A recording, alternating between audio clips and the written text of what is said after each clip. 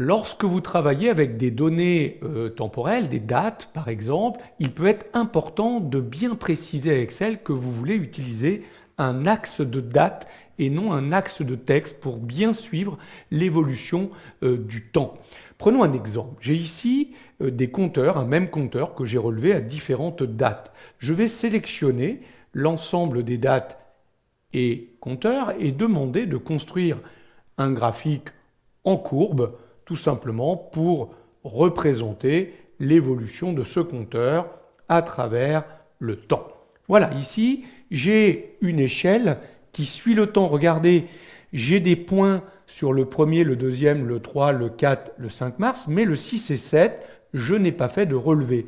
Et pourtant, vous voyez, je n'ai pas de points 6 et 7, mais ils apparaissent bien au niveau de mon axe.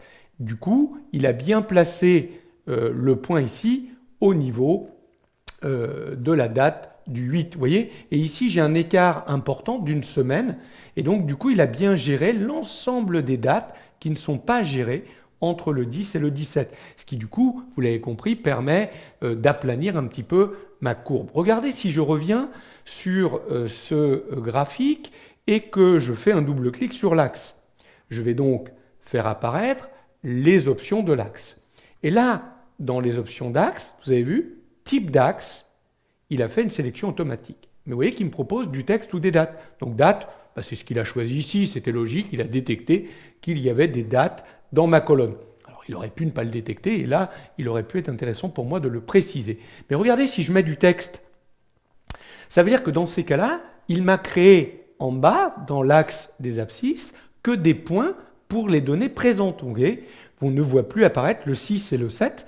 Du coup, le point du 5 est proche du 8. En fait, on a le même espace entre 4 et 5 et 5 et 8. Et on a le même espace entre 9 et 10 et 10 et 17. Ce qui fausse forcément un petit peu ce graphique. Alors qu'en choisissant un axe de date, vous voyez qu'on a aplani la courbe. Il est plus juste ici d'avoir cette représentation qui utilise bien l'écart de temps entre les deux points.